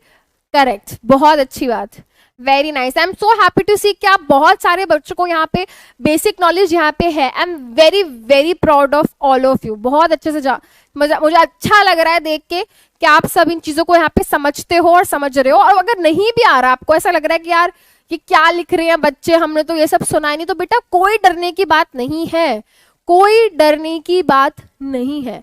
मैं यहाँ पे हूँ, ठीक है। एंड मेरा काम है आपको हर एक टॉपिक अच्छे से समझाना, तो आप बिल्कुल टेंशन फ्री हो जाओ। यहाँ पे हम हर एक चीज को अच्छे से समझने वाले हैं, बेसिक टू एडवांस लेके जाऊंगी मैं आपको, कोई टेंशन लेने वाली बात ही नहीं है, ठीक है। तो यहाँ पे करके हम क्या करते हैं, फटाफट से इनको एक बार देख लेते हैं कि यार हमने इन्हीं प्रोसेस को लाइफ प्रोसेस क्यों कहा, ठीक है। इन प्रोसेसेस को हमने लाइफ प्रोसेस क्यों कहा, क्या इन्हीं की वजह से हमारी लाइफ चल पा रही है? सोचो जरा। न्यूट्रिशन, न्यूट्रिशन मतलब कि हम खाना कैसे ले रहे हैं और उस खाने को हम कैसे यूटिलाइज कर रहे हैं। यार न्यूट्रिशन से आपके दिमाग में आना चाहिए खाना, बिल्कुल सही, ठीक है। The process of taking food and utilization of food is called nutrition, ठीक है। तो भाई अब हर लिविंग ऑर्गेनिज्म को खाना चाहिए, हर ऑर्गेनिज्म को खाना चाहिए। इस खाने को लेने की प्रक्रिया को, लेने के बाद उस खाने को यूज करने की प्रक्रिया को न्यूट्रिशन कह दिया। इसी में आ जाता है हमारा वो डाइजेशन एंड ऑल, ठीक है, वो सब पढ़ने वाले हैं, टेंशन मत लो। इसी में आ जाता है फोटोसिंथेसिस, प्लांट्स करते हैं, क्योंकि प्लांट्स दूसरों को नहीं खाते, वो अपना खाना खुद बनाते हैं। जिस प्रोसेस से वो खाना बनाते हैं उसको फोटोसिंथेसिस बोल दिया, ठीक है। तो यहाँ पे हम फोटोसिंथेसिस डिस्कस करेंगे, डाइजेशन डिस्कस करेंगे ह्यूमन बींग्स के अंदर आगे आने वाली क्लासेस में। फिर जैसा कि बेटा मैंने आपको बताया अभी, न्यूट्रिशन में क्या होगा, फूड हमारी बॉडी के अंदर जाएगा, फूड हमारी बॉडी के अंदर जाएगा। अब इस फूड को क्या करेंगे, इस फूड को ब्रेक किया जाएगा सिंपलर सब्सटेंसेस में, एंड ब्रेक करने के बाद बेटा हमारी बॉडी क्या करेगी, एनर्जी बनाएगी। हमारी बॉडी क्या करेगी बेटा, एनर्जी बनाएगी। अब एनर्जी जो बनती है, ठीक है, हमारी बॉडी क्या करती है बेटा, फूड को यूज करके क्या करती है, एनर्जी बनाती है। अब इस एनर्जी की अगर हम बात करें तो ये एनर्जी बनती है in the form of ATP. मुझे फटाफट से बताओ कमेंट सेक्शन में एटीपी की फुल फॉर्म क्या होती है। क्लास 9th में हमने ये पढ़ा था, क्लास 9th में हमने ये पढ़ा था कि mitochondria is the powerhouse of the cell, क्योंकि वहां पे एटीपी का फॉर्मेशन होता है। अब आप मुझे बताओगे कि एटीपी का फुल फॉर्म क्या है, what is the full form of ATP. Very nice, बच्चों ने यहाँ पे पूरा रिएक्शन ही लिख दिया, very nice. What is the full form of ATP, adenosine triphosphate. Bhavna, Atul, Gaurav, क्या था ये अभी ऊपर चला गया। So Ayushman, Atul, Aditya, Kuber, Pragati, Rajat, Shubham, Sanchita, Nikhil, Anuj, Nikki, oh my god, very nice, very nice, ठीक है। तो बेसिकली अब एटीपी क्या है, ATP is a form of energy, it is a form of energy, ठीक है। यहां पे मैं लिख दूं it is a form of energy, और इस एनर्जी को मैं केमिकल एनर्जी बोलती हूँ। तो हमारी बॉडी में बेटा जो भी एनर्जी बनती है वो बनती है in the form of ATP. इसके अलावा एक और यहाँ पे टर्म बच्चे लिख रहे हैं NADH, तो यस बेटा ये भी बनता है, बट इसके बारे में हम क्लास 11th में पढ़ते हैं, या फिर इसको हम डिस्कस करेंगे अपने NTSC सेशंस में, क्योंकि CBSE ने NCERT में इसको नहीं दिया है, तो मैं यहाँ पे आपको वो छेड़ के परेशान नहीं करूंगी, हमारे लिए इतना जानना बहुत है। तो एटीपी की फॉर्म में हमारी बॉडी एनर्जी बनाती है। अब जिस प्रोसेस से हमारी बॉडी एनर्जी बना रही है, जिस प्रोसेस से हमारी बॉडी एनर्जी बना रही है बेटा, उसी प्रोसेस का नाम हमने बोल दिया रेस्पिरेशन, ठीक है, रेस्पिरेशन, ठीक है भाई। हमारी बॉडी न्यूट्रिशन, हमारी मतलब सभी लिविंग ऑर्गेनिजम्स को मेंटेन करने के लिए खाना यानी कि न्यूट्रिशन। सेकेंड चीज रेस्पिरेशन, ठीक है, सेकेंड चीज रेस्पिरेशन, ठीक है बेटा। रेस्पिरेशन में ही यहाँ पे हम ब्रीदिंग भी पढ़ेंगे, बट जब हम टॉपिक जब पढ़ेंगे तब इसको वहां पे डिस्कस करेंगे। इतनी बात आई समझ। चलो अब आ गया ट्रांसपोर्टेशन की बात, अब आ गई ट्रांसपोर्टेशन की बात। ट्रांसपोर्टेशन मैम किसका ट्रांसपोर्टेशन, ट्रांसपोर्टेशन का मतलब समझते हो, एक चीज को एक जगह से दूसरी जगह लेकर जाना, एक जगह से दूसरी जगह लेकर जाना।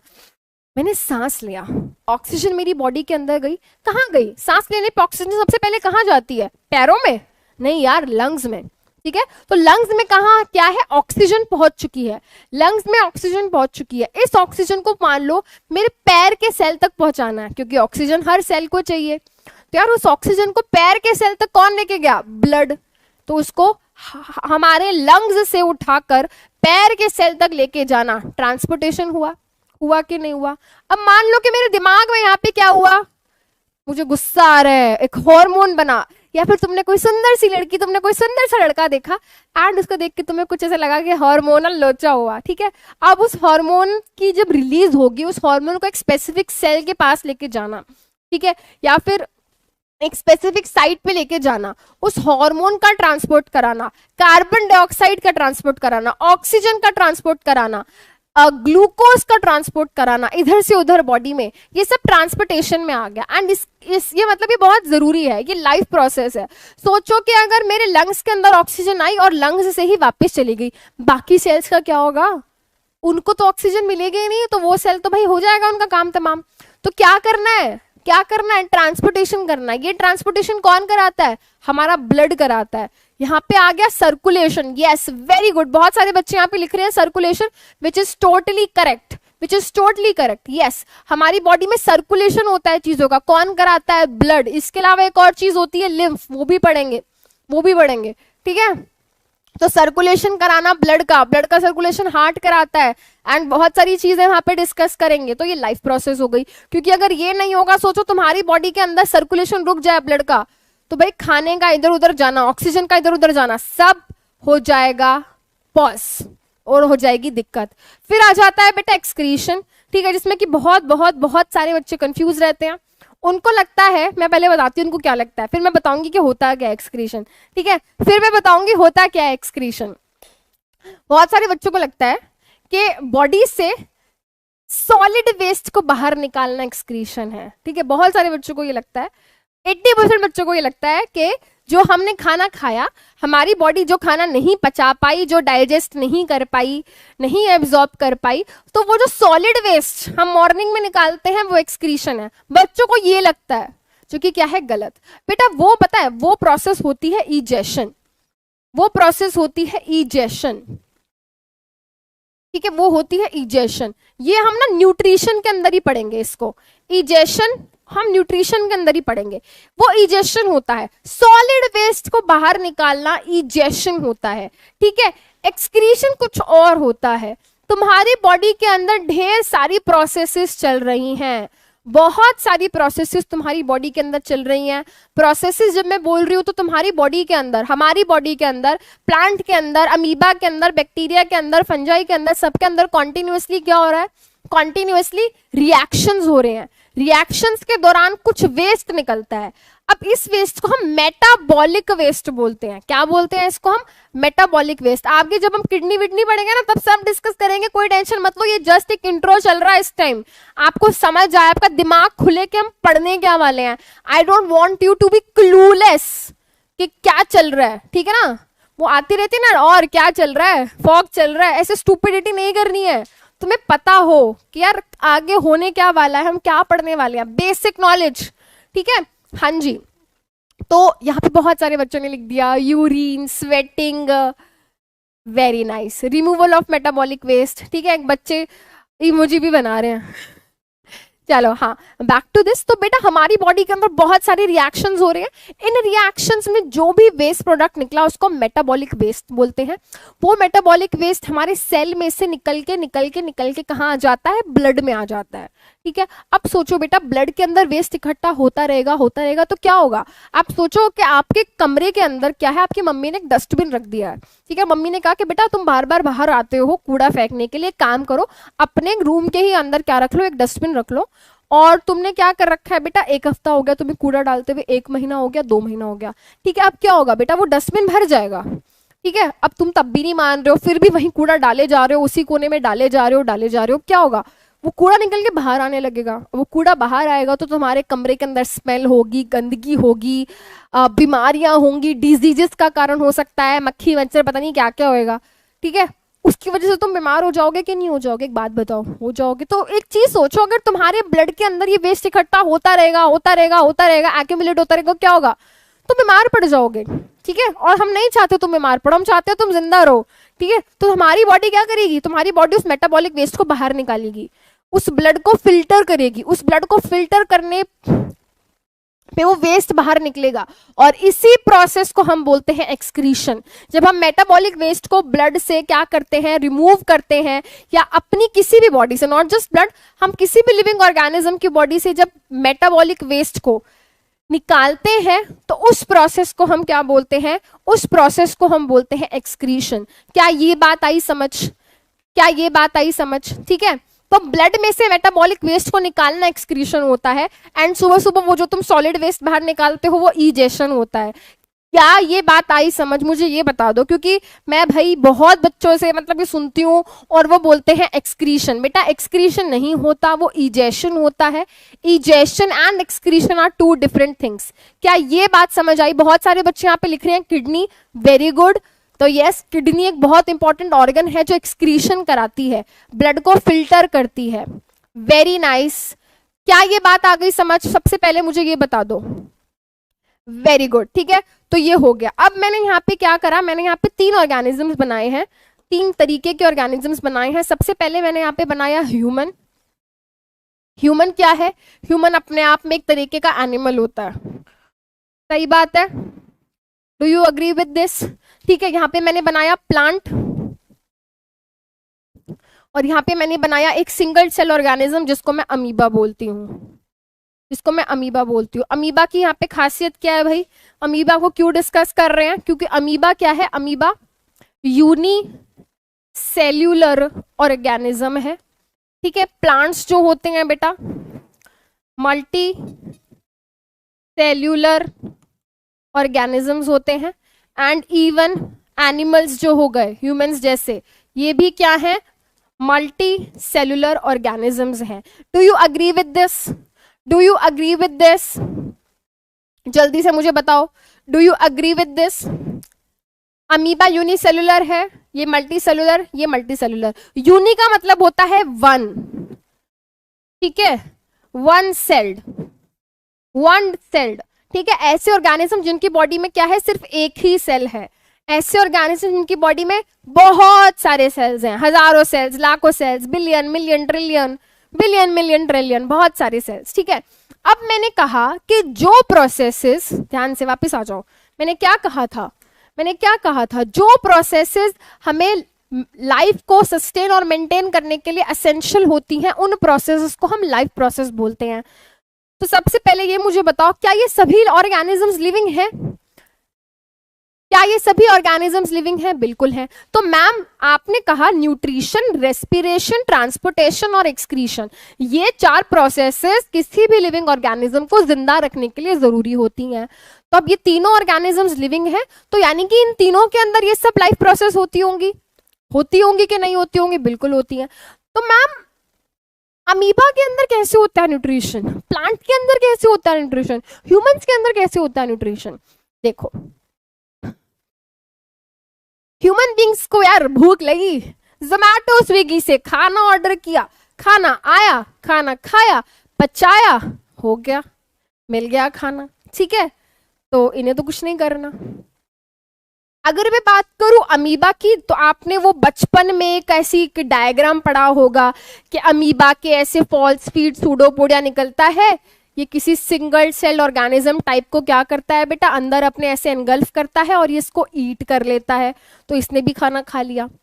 प्लांट्स क्या करते हैं? प्लांट्स अच्छे बच्चे हैं, ये अपना खाना खुद बनाते हैं, फोटोसिंथेसिस करते हैं लाइट की मदद से, ठीक है, लाइट यूज करा, ठीक है। उसके अलावा ये लोग वाटर को यूज करते हैं, CO2 को यूज करते हैं, ठीक है। वाटर, CO2 इन सब को यूज करके अपना खाना बनाते हैं। तो खाना तो ये भी अपने न्यूट्रिशनल नीड्स को पूरा कर रहे हैं, ये भी अपने न्यूट्रिशनल नीड्स को पूरा कर रहे हैं, और ये भी न्यूट्रिशनल नीड्स को पूरा कर रहे हैं। यानी कि चाहे एक छोटा सा बैक्टीरिया हो, चाहे एक छोटा सा प्लांट हो, चाहे एक बड़ा सा बड़ा एनिमल हो, सभी के अंदर न्यूट्रिशन होता है, ठीक है। फर्क क्या है? इनके अंदर न्यूट्रिशन की प्रोसेस अलग है, इनके अंदर न्यूट्रिशन की प्रोसेस अलग है, और इनके अंदर अलग है, ठीक है। रेस्पिरेशन की बात करते हैं। अभी मैंने कहा कि मैं सांस ले रही हूँ, हाँ, फ्रेश एयर, एसी ज्यादा तेज है, कम कर देते हैं, ठीक है, एयर क्योंकि ठंडी हो रही है, हाँ, फ्रेश एयर, एयर मैंने मतलब ऑक्सीजन मैंने ली, कैसे ली? स्पेशलाइज्ड ऑर्गन है मेरे पास, ठीक है, स्पेशलाइज्ड ऑर्गन है। नोज मुझे सांस लेने में हेल्प कर रही है, लंग्स या रेस्पिरेटरी सिस्टम जो मुझे रेस्पिरेशन कराने में, ब्रीदिंग कराने में हेल्प करता है। एक स्पेशलाइज सिस्टम है, एक स्पेशलाइज सिस्टम है जो रेस्पिरेशन कराता है, ठीक है, ब्रीदिंग कराता है इनके अंदर, ठीक है। अगर मैं प्लांट्स की बात करूं तो प्लांट्स के अंदर छोटे छोटे पोर्स होते हैं, स्टोमेटा बोलते हैं उनको, उनकी मदद से इनकी बॉडी में एक्सचेंज ऑफ गैसेस होता है। इनकी बॉडी में एक्सचेंज गैसेस का होना मतलब ऑक्सीजन लेना, कार्बन डाइऑक्साइड छोड़ना, ऑक्सीजन लेना, कार्बन डाइऑक्साइड छोड़ना। दोनों की बॉडी में कुछ ना कुछ क्या है, सिस्टम है ये करने का। इनके पास रेस्पिरेटरी सिस्टम है, इनके पास स्टोमेटा है ये काम करने के लिए, है ना। मैम अमीबा कैसे सांस लेगा, इसकी तो नाक है ही नहीं, ये तो एक ही सेल का बना हुआ है। अमीबा के पास लंग्स होते हैं? नहीं। अमीबा के पास नोज होती है? नहीं। यार ये एक सेल से बना है, तो इसके अंदर एक्सचेंज ऑफ गैसेस कैसे होती होगी? मैम क्या इसको ऑक्सीजन नहीं चाहिए? यार इसको चाहिए ऑक्सीजन, इसको ऑक्सीजन चाहिए रेस्पिरेशन करने के लिए, एनर्जी बनाने के लिए, ठीक है। ऑक्सीजन लेता है और ये भी कार्बन डाइऑक्साइड छोड़ता है। कैसे? यार इसके सरफेस से, इसके सरफेस से ये क्या करेगा, इसके अंदर एक सिंपल सी प्रोसेस होती है जो तुमने क्लास 9th में पढ़ी है, जिसको हम बोलते हैं डिफ्यूजन, जिसको हम बोलते हैं डिफ्यूजन।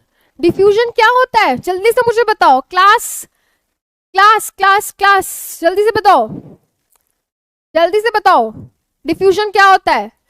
हायर रीजन से लोअर रीजन कंसंट्रेशन में जो मूवमेंट होती है सब्सटेंसेस की, तो डिफ्यूजन होता है, ठीक है ना, डिफ्यूजन होता है। Do you understand the meaning of diffusion? जब हायर कंसंट्रेशन से लोअर कंसंट्रेशन की तरफ मूवमेंट होती है सब्सटेंसेस की, तो वो डिफ्यूजन होता है। तो बेटा ये डिफ्यूजन की मदद से इसकी इनकी बॉडी में क्या होता है, इनकी बॉडी में ऑक्सीजन जाती है और डिफ्यूजन की मदद से एक्सचेंज ऑफ गैसेज होती है, ठीक है। तो एक्सचेंज ऑफ गैसेज ये भी कर रहा है, ये भी कर रहा है, ये भी कर रहा है, सब कर रहे हैं, सही बात। ट्रांसपोर्टेशन, इनके अंदर हार्ट है, ब्लड वेसल्स हैं जो ट्रांसपोर्टेशन करा रहे हैं, इनके अंदर जाइलम फ्लोएम है जो ट्रांसपोर्टेशन करा रहे हैं, ठीक है। इनके अंदर क्या है भाई, फूड यहाँ पे था अभी, फूड यहाँ पे था अभी, फैगो सूडोपोडिया की मदद से ये साइटोप्लाज्म के अंदर तैरता हुआ पहुंच जाएगा फूड वैक्यूल के अंदर, ठीक है। तो कि इधर से उधर सिंपली मूव कर लेगा, सिंपली मूव कर लेगा डिफ्यूजन की प्रोसेस से, ट्रांसपोर्टेशन हो जाएगी सब्सटेंसेस की। अब रही बात एक्सक्रीशन की, तो यार ये जैसा मैंने कहा इनकी बॉडी के अंदर किडनी होती है, एनिमल्स की अगर हम बात करें, है ना, किडनी होती है, ये वेस्ट मटेरियल निकाल देते हैं स्वेटिंग करके, एक्सक्रीशन करके। इनके अंदर भी छोटे मोटे कुछ प्रोसेसेस होती हैं जिनके अंदर एक्सक्रीशन देखने को मिलता है। आपने देखा होगा किसी किसी प्लांट की स्टेम से कुछ गम जैसा चीज निकलता है, सब्सटेंस निकलता है ना, क्या है वो, it is a form of excretion only, ठीक है। तो प्लांट्स के अंदर भी वेस्ट मटेरियल निकलता है। एक छोटा सा एग्जांपल दूं, क्या आपने ट्रांसपिरेशन का नाम सुना है? ट्रांसपिरेशन क्या है? ट्रांसपिरेशन प्रोसेस है जिसमें प्लांट एक्सेसिव वाटर को इवेपोरेट कर देता है लीफ के सरफेस से। तो एक्सेसिव वाटर मतलब वेस्ट मटेरियल को निकाल दिया लीफ के सरफेस से, तो ट्रांसपिरेशन एक तरीके का एक्सक्रीशन ही तो है, ठीक है। इनके अंदर भी बेटा, इनके अंदर भी एक्सक्रीशन होता है। जो भी चीज इनके काम की नहीं होती है इनके साइटोप्लाज्म में, ये क्या करते हैं, बाहर की तरफ अपने सरफेस से बाहर फेंक देते हैं। इनके अंदर भी एक्सक्रीशन होती है। तो यार कोई भी ऑर्गेनिज्म हो, कुल मिला के बात यह है, कोई भी ऑर्गेनिज्म हो, उनके अंदर क्या होता है बेटा, ये प्रोसेस होती ही होती है, लाइफ प्रोसेस। क्या ये बात समझ आई? चलो अब हम यहाँ पे बेटा क्या करते हैं, फटाफट से 10 मिनट में इसको यहाँ पे वाइंड ऑफ करते हैं, ठीक है। 10 मिनट में इसको यहाँ पे वाइंड ऑफ करते हैं। अब यहाँ पे मैं बात कर रही हूँ न्यूट्रिशन की। What do we mean by nutrition? में बहुत बार बोल दिया है, ठीक है। यहाँ पे दोबारा बोलते हैं, the process of deriving and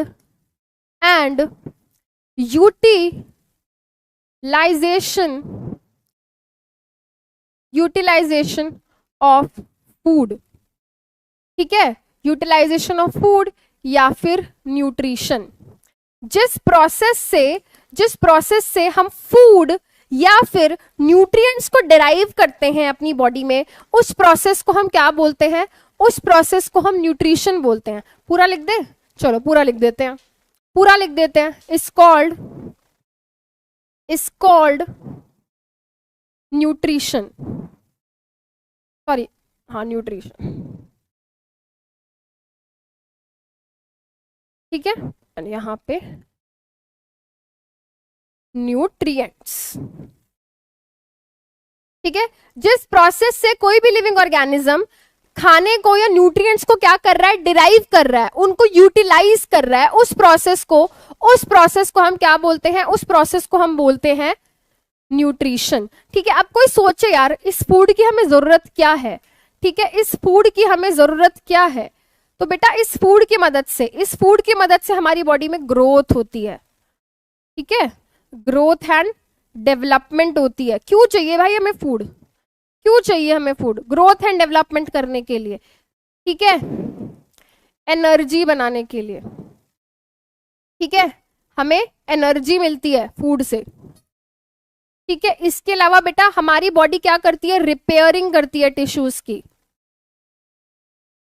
repairing of tissues, ठीक है, रिपेयरिंग ऑफ टिश्यूज, ठीक है। हमारी बॉडी में क्या हो रहा है, कंटिन्यूअसली बहुत सारे नए सेल्स बन रहे हैं, बहुत सारे सेल्स मर रहे हैं, बॉडी में कहीं चोट लगी है, कोई टिश्यू हमारा थक चुका है, उसको रेस्ट देना है, उनको सब्सटेंसेस देने हैं, तो ये सब क्या है भाई, ये सब कहाँ से मिलेगा, फूड से मिलेगा। अब बहुत सारे बच्चे यहाँ पे लिख रहे हैं कार्बोहाइड्रेट, मिनरल्स, ये सब क्या है बेटा, ये न्यूट्रिशन नहीं होता, ये न्यूट्रिएंट्स होते हैं, ठीक है। अब न्यूट्रिएंट्स का क्या मतलब होता है, what do we mean by nutrients, what do we mean by nutrients?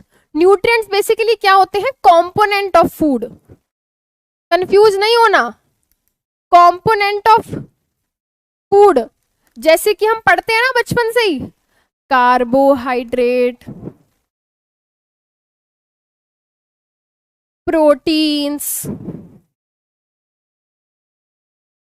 And fats,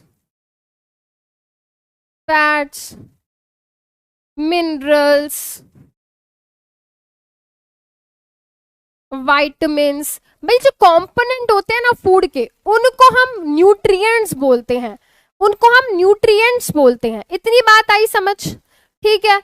अब आ जाओ, अब कोई भी लिविंग ऑर्गेनिज्म जो होगा वो दो तरीके से न्यूट्रिशन शो कर सकता है। Organism can show nutrition by two types, ठीक है, बाय टू टाइप्स। कौन सी है वो दो टाइप, ऑटोट्रॉफिक न्यूट्रिशन एंड दूसरा है हमारा हेट्रोट्रॉफिक न्यूट्रिशन। कोई भी लिविंग ऑर्गेनिज्म हो, चाहे बैक्टीरिया हो, प्लांट हो, एनिमल हो, फंजाई हो, एल्गी हो, वो बेसिक दो तरीके के न्यूट्रिशन शो कर सकते हैं, या तो वो ऑटोट्रॉफिक होंगे या हेट्रोट्रॉफिक होंगे। ऑटो का मतलब होता है सेल्फ, ठीक है। अब वो मत कहना मैम ऑटो वाला वो वाला ऑटो नहीं कह रही मैं, ऐसे सोचो ऑटोमेटिक गाड़ी होती है जिसमें गियर नहीं होते, है ना, मेहनत नहीं करनी पड़ती ज्यादा। ऑटो का मतलब बेसिकली होता है सेल्फ, ऑटो का मतलब होता है सेल्फ, ट्रॉफिक का मतलब नरिशमेंट, ऐसा न्यूट्रिशन जिसमें ऑर्गेनिज्म क्या करे, खुद को नरिश करे खुद से, ठीक है, जो क्या करे, खुद को नरिश करे, यानी कि खुद खाना बनाए, ऐसे न्यूट्रिशन को हम बोलते हैं ऑटोट्रॉफिक न्यूट्रिशन, ठीक है। अ टाइप ऑफ न्यूट्रिशन, ठीक है, इसमें क्या होता है, न्यूट्रिशन अपना ऑर्गेनिज्म अपना खाना खुद प्रिपेयर करता है, ठीक है, organisms prepare their own food, ठीक है। A type of nutrition in which organisms prepare their own food is known as autotrophic nutrition। और उन organisms को जो इस तरीके का न्यूट्रिशन शो करते हैं, उनको हम बोलते हैं ऑटोट्रॉप्स। उनको हम क्या बोलते हैं बेटा, उनको हम बोलते हैं ऑटोट्रॉप्स, ठीक है। न्यूट्रिशन क्या हो गया, ऑटोट्रॉफिक न्यूट्रिशन, जिसमें ऑर्गेनिज्म अपना खाना खुद बना रहा है, और जो इस तरीके का न्यूट्रिशन शो करता है उनको हम बोलते हैं ऑटोट्रॉप्स। कौन आ जाते हैं इसके अंदर, कौन ऑर्गेनिजम्स आ जाते हैं ऑटोट्रॉप्स की कैटेगरी में बेटा, हमारे ग्रीन प्लांट्स, ठीक है, हमारे ग्रीन प्लांट्स। ग्रीन प्लांट्स क्यों, क्योंकि ग्रीन प्लांट्स के पास क्लोरोफिल होता है, और वो क्लोरोफिल की मदद से क्या करते हैं, फोटोसिंथेसिस करते हैं। उसके अलावा बेटा हमारे पास क्या है, हमारे पास कुछ सम बैक्टीरिया। अब बहुत सारे बच्चे कहेंगे मैम ऐसे कैसे हो सकता है, यस, कुछ बैक्टीरिया ऐसे होते हैं जो अपना खाना खुद बनाते हैं, ठीक है, बहुत सारे ऑर्गेनिजम्स होते हैं जो अपना खाना खुद बनाते हैं, चलो अब आगे चलते हैं, अब आगे चलते हैं, यहाँ पे देखते हैं हेटेरोट्रॉफिक न्यूट्रिशन क्या है। In this type of nutrition organisms depend upon other organisms for food। इस तरीके के न्यूट्रिशन में क्या होता है बेटा, ऑर्गेनिजम्स जो होते हैं दूसरे ऑर्गेनिजम्स पे डिपेंडेंट होते हैं अपने खाने के लिए, और ऐसे ऑर्गेनिजम्स को हम बोलते हैं हेटेरोट्रॉफ्स। जो ऑर्गेनिजम्स हेटेरोट्रॉफिक न्यूट्रिशन शो करते हैं उनको हम बोलते हैं हेटेरोट्रॉफ्स। हेटेरोट्रॉफ्स में बेटा हमारे कौन आ जाएंगे, जितने भी फंजाई होते हैं सारे के सारे हेटेरोट्रॉफ्स, जितने भी एनिमल्स होते हैं सारे के सारे हेटेरोट्रॉफ्स, ठीक है। उसके बाद बेटा यहाँ पे सम बैक्टीरिया, सारे बैक्टीरिया नहीं बेटा, सम बैक्टीरिया हेटेरोट्रॉफ्स की कैटेगरी में आ जाएंगे। ये आ गई बात समझ। बहुत सारे बच्चों ने यहाँ पे लिखा साइनोबैक्टीरिया, बहुत सारे बच्चों ने यहाँ पे लिखा साइनोबैक्टीरिया। उसकी बात करते हैं यहाँ पे, क्या इतनी बात समझ आई। अब देखो बेटा हेटेरोट्रॉफिक न्यूट्रिशन हम जब बात करेंगे ना तो इसके टाइप्स के बारे में मैं आगे बात करूंगी। अब हमारा ये जो ऑटोट्रॉफिक न्यूट्रिशन होता है, it can be of two types, it can be of two types. पहला है हमारा फोटोसिंथेटिक ऑटोट्रॉफिक न्यूट्रिशन। अब ये क्या है, अगर मेरा ऑर्गेनिज्म अपना खाना खुद बना रहा है और वो खाना बना रहा है बेटा लाइट की मदद से, ठीक है। फोटो मतलब क्या होता है, what do we mean by photo, photo तू खींच मेरी फोटो, वो वाला गाना नहीं। फोटो मतलब वो नहीं जिसका तुम्हें शौक है, वो वाली फोटो नहीं। फोटो का मतलब है यहाँ पे, फोटो का मतलब होता है लाइट, फोटो का मतलब होता है लाइट, ठीक है। तो यहां पे मैं लिख रही हूं अ टाइप ऑफ, ध्यान से देखेंगे बेटा, ध्यान से देखेंगे, a type of autotrophic, a type of autotrophic nutrition in which living organism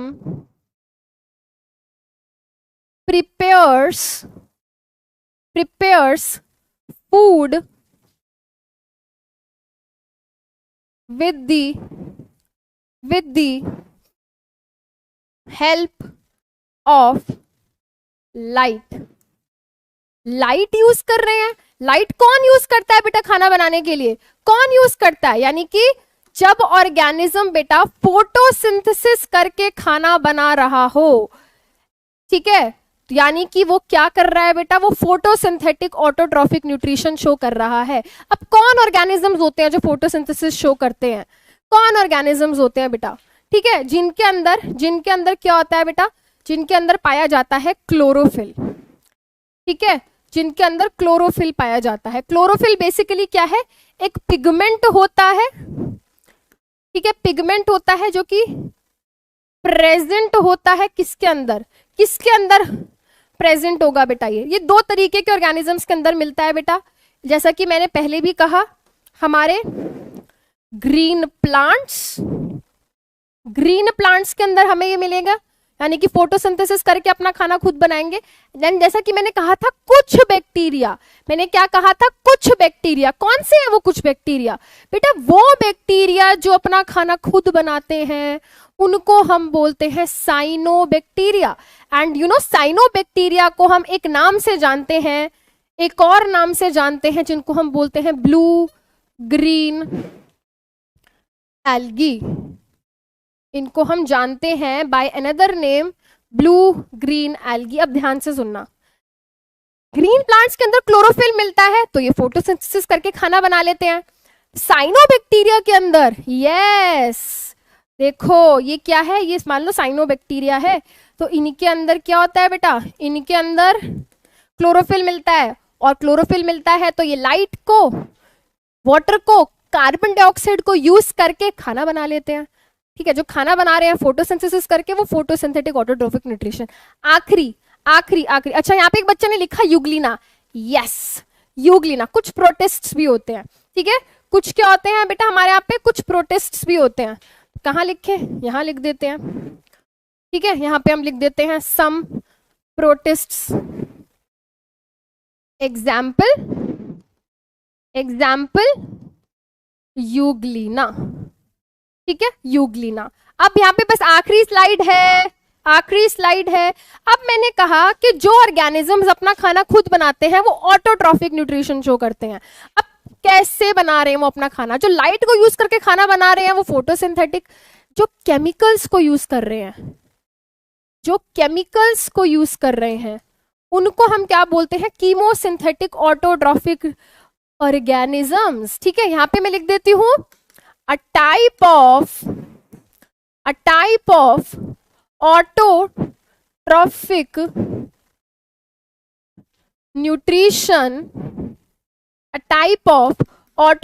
nutrition, in which living organism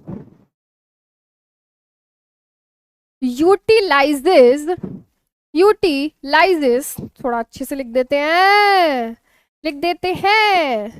utilizes, ध्यान से सुनना, chemicals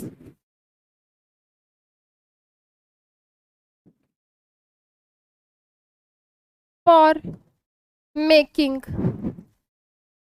food। ठीक है, अब बेटा कुछ ऐसे बैक्टीरिया होते हैं, ठीक है, कुछ ऐसे बैक्टीरिया होते हैं जो क्या कर सकते हैं?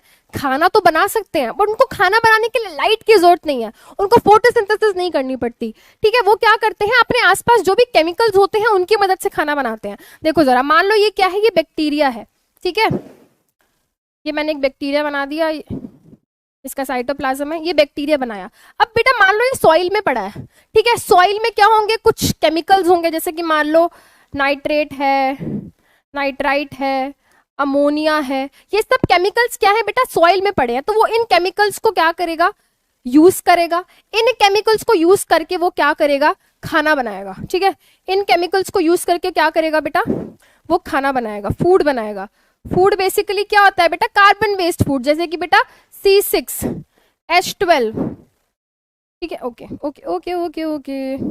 H12O6। ठीक है, ये क्या है बेटा? ग्लूकोज, यानी कि खाना बनाया इसने। ठीक है, कैसे बनाया? क्या इसने लाइट यूज करी? नहीं, इसने केमिकल्स यूज करे आसपास जो थे। तो ऐसे ऑर्गेनिजम्स को हम बोलते हैं कीमोसिंथेटिक ऑटोट्रॉफिक ऑर्गेनिजम्स। ठीक है, एग्जाम्पल दूं, green sulphur bacteria, purple sulphur bacteria, green sulphur bacteria, ये सब कीमोसिंथेटिक ऑर्गेनिजम्स होते हैं। ठीक है, सो बेटा आज की क्लास यहाँ पे ही खत्म करते हैं एंड फटाफट से एक दो क्वेश्चंस देखते हैं यहाँ पे एंड वाइंड अप करते हैं बेटा आज की क्लास। यहाँ पे आज के लिए बहुत है इतना। विच of the following is a life process? Respiration क्या लाइफ प्रोसेस है? जल्दी से बताओ, क्या रेस्पिरेशन लाइफ प्रोसेस है? बिल्कुल है। ठीक है, क्या न्यूट्रिशन लाइफ प्रोसेस है? बिल्कुल है। एक्सक्रीशन लाइफ प्रोसेस है? बिल्कुल है। यार सबकी सब प्रोसेस लाइफ प्रोसेस है, सो ऑप्शन डी हो गया मेरा सही आंसर। ठीक है, ओके आगे चलते हैं। अमीबा में एक्सचेंज ऑफ गैसेस कैसे होती हैं? क्या उसके पास नोज या लंग्स जैसे स्पेशलाइज्ड टिश्यू है? नहीं। क्या वहां पे ऑस्मोसिस होती है बेटा? ऑस्मोसिस लिक्विड चीजों की होती है, तो ये भी नहीं।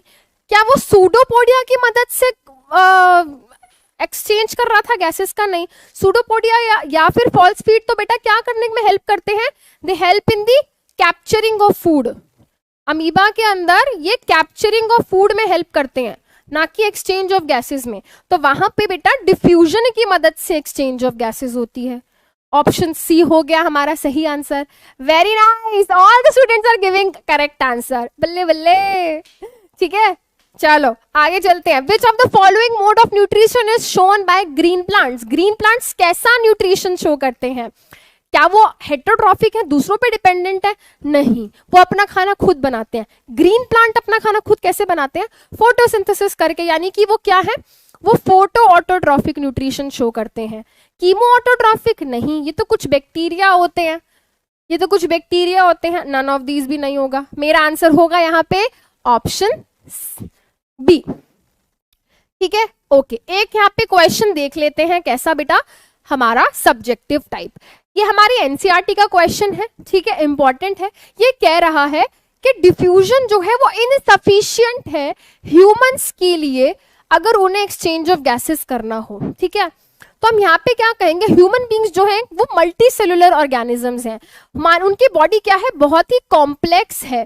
ठीक है, अगर डिफ्यूजन एक एक सेल को अगर ऑक्सीजन क्रॉस कर करके जाएगी तो बहुत टाइम लग जाएगा। ठीक है, बहुत टाइम लग जाएगा। तो इसीलिए क्या है, डिफ्यूजन एक बहुत ही स्लो प्रोसेस है। अगर मैं डिफ्यूजन की बात करूं तो डिफ्यूजन क्या है, it is a slow process. Diffusion is a slow process and multi cellular organisms की बॉडी में लाखों सेल्स हैं, तो वहां तक ऑक्सीजन को पहुंचाते क्या होगा, बहुत टाइम लग जाएगा, बहुत टाइम लग जाएगा। तो वहां पे डिफ्यूजन से काम नहीं चलेगा, वहां पे एक प्रॉपर स्पेशलाइज्ड सिस्टम चाहिए जो क्या करे, ऑक्सीजन को इधर से उधर पहुंचाए। ठीक है, तो वहां पे ऑक्सीजन की रिक्वायरमेंट डिफ्यूजन से फुलफिल नहीं हो सकती। ठीक है, नहीं हो सकती इसीलिए। ठीक है, तो मल्टी सेलुलर ऑर्गेनिजम्स के पास क्या होते हैं बेटा, स्पेशल टाइप के टिश्यूज एंड ऑर्गन्स होते हैं जो वहां पे ये काम कराते हैं। ठीक है, काम कराते हैं। और अगर मैं अमीबा जैसे ऑर्गेनिज्म की बात करूं, जैसे कि ये, ठीक है, अमीबा में क्या है बेटा, अमीबा चारों तरफ, अमीबा का सेल चारों तरफ से ऑक्सीजन के कांटेक्ट में है, तो ये डिफ्यूजन करके ऑक्सीजन को ले लेगा। हमारी बॉडी का हर सेल ऑक्सीजन के कांटेक्ट में नहीं है। ठीक है, तो हमें एक प्रॉपर टिश्यू, एक सिस्टम चाहिए जो ये काम करे। ठीक है, चलो आगे चलते हैं। एंड आज का होमवर्क, बारी है अब होमवर्क की। अब होमवर्क तो आपको करना पड़ेगा। तो सबसे पहले तो बेटा आपको डीएचए मिला है, वो डीएचए के क्वेश्चन आप सॉल्व करेंगे। एंड मेरी क्लास में हमेशा मिलता है एक क्वेश्चन जो आपको एक हफ्ता दिया जाता है जिसका आंसर ढूंढने के लिए। ठीक है, तो मैंने यहाँ पे कहा कि जो प्लांट्स होते हैं, ग्रीन प्लांट्स होते हैं, वो ऑटोट्रॉफिक होते हैं। अब आप मुझे बताओगे व्हाट इज द न्यूट्रिशन, ठीक है, what is the nutrition shown by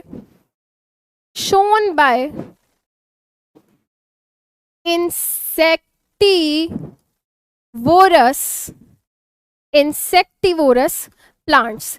ठीक है, अभी आपको मैंने कहा कि प्लांट्स अपना खाना खुद बनाते हैं, और यहां मैं लिख रही हूं इंसेक्टिवोरस, यानी कि वो प्लांट्स जो क्या करते हैं, इंसेक्ट्स को ईट करते हैं। यार ये तो इंसेक्ट्स को ईट कर रहे हैं, तो दूसरों को खा रहे हैं, और ये प्लांट भी हैं, तो ये क्या होंगे, ये ऑटोट्रॉफिक होंगे या हेटरोट्रॉफिक होंगे? इस बात का जवाब आप पता लगाओगे और मुझे बताओगे। आई will be reading all the comments. ठीक है, तो नो चीटिंग, सोच के आप ढंग से जवाब दोगे। ठीक है बेटा, तो आज का ये सेशन करते हैं यहीं पे खत्म। आई होप आप सभी बच्चों ने आज का सेशन बहुत एंजॉय किया होगा। इसी तरीके से बेटा हम आगे भी एंजॉयमेंट करते रहेंगे। आज का सेशन यहाँ पे खत्म करते हैं।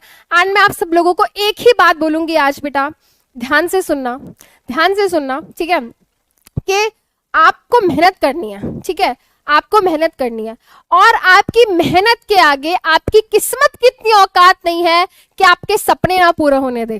सही बात है, तो बेटा अपनी मेहनत करते रहो, एंड जो मेहनत करते हैं ना उनकी किस्मत भी उनका साथ देती है। So that's all for today. Thank you so much, bye bye.